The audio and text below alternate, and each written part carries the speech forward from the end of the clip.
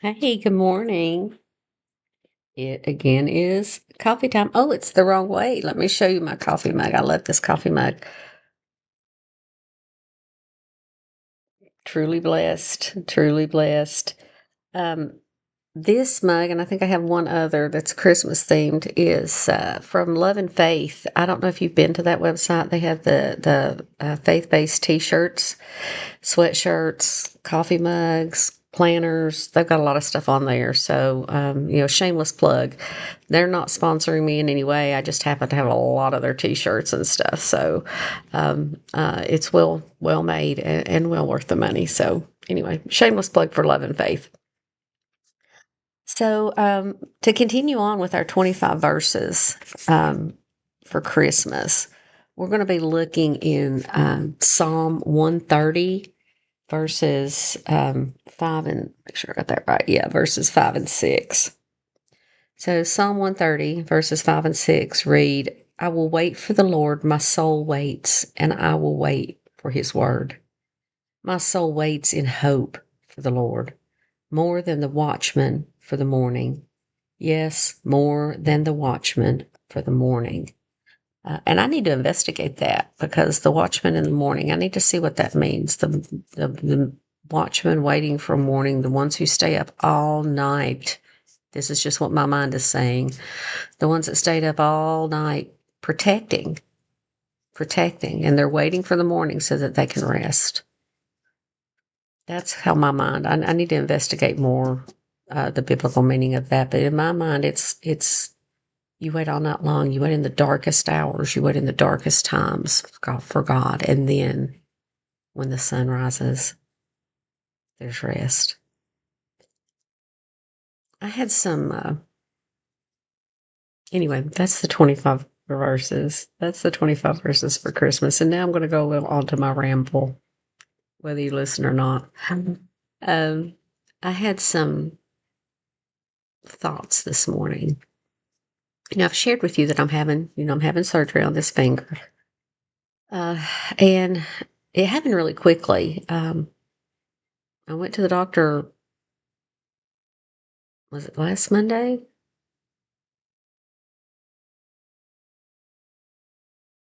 Yeah, last Monday was Thanksgiving week. Um, so yeah, last Monday I went to the doctor and they scheduled my surgery for this Friday. So it's happened very quickly. Usually I um, have time to go through my process. I have time to go through I can worry about it and I can panic about it and then I get a peace about it. I've not had a chance to go through that process yet. So maybe I'm still in panic mode. But this morning, I guess my biggest fear, oh, I'm going to sneeze. Somebody told me that would help, but it doesn't. Not for me anyway. Um, my biggest fear about the surgery is the pain. I am so sorry. Um, the pain and the pain medication. Now, I have not ever experienced an addiction to a pain medication. Excuse me. But the field of work that I'm in, I have a healthy fear of it. I have been on that line before where when I had the last surgery I had on this hand, I experienced a lot of pain. And I remember they gave me pain medication and I was in so much pain that I took it faithfully as prescribed for like 3 days. And on that fourth day, I decided that I wanted to see how I would do without the pain medication. So during the day, I did great without taking that pain medication.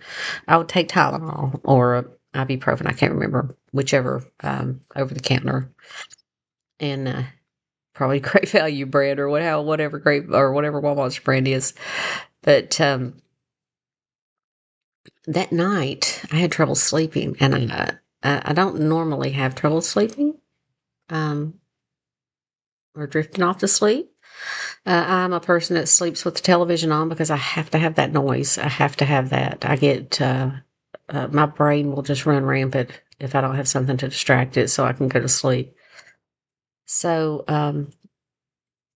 but I couldn't go to sleep, and I couldn't go to sleep, and I couldn't go to sleep, and I couldn't go to sleep. And it's like 2 or 3 o'clock in the morning. I thought, I'm going to get up and I'm going to take one of those pain pills just so I can go to sleep. And I got up and I went in the kitchen, and I actually had that bottle of pills in my hand. And I have a friend who has shared her story with me about her lived experience of addiction and her recovery. And her story came to my mind. I call those God things. But her story came to my mind. So I put the bottle down and I went back to bed. And it took a while. I was like 4 or 5 o'clock before Mom woke me up for me to help get her out of bed and get her dressed. And I had to nap a lot the next day. But I really do believe that had I taken the pill that night, it might have started a cycle. So I have that fear. I do have that fear um, of pain, but of developing developing an addiction to a narcotic. So uh, hopefully they'll just give me a few, um, and hopefully I won't need to take but just a few. So I'm going to ask for prayers from you guys. Because I don't think it's going to be a huge deal. The surgery is not going to take that long, but I am concerned about the pain. And I was also thinking this morning that what's the worst that could happen? I have a friend who is looking toward an even larger life altering surgery up in the coming weeks or days. And I feel like a baby when I worry about this little surgery compared to what she's facing. But then I think, what's the worst that can happen? What's the worst that can happen? And so I let my mind go there for a while. Um, I had dreamt a couple of weeks ago that they ended up having to amputate the finger. Okay, since that surgery on my hand, that finger's been numb. But it's still useful. I use that to write. I'm right-handed. This is, you do a lot of things when you're right-handed.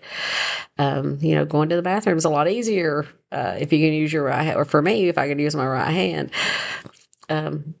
But even if I don't wake up from the surgery, for me, that's not the worst thing that can happen. I wish I could remember the name of the man. It's on the tip of my tongue, the name of the man who wrote this song, I'm a Winner Either Way. And he was talking about his journey through cancer. Michael Combs. Was it Michael Combs? Might have been Michael Combs.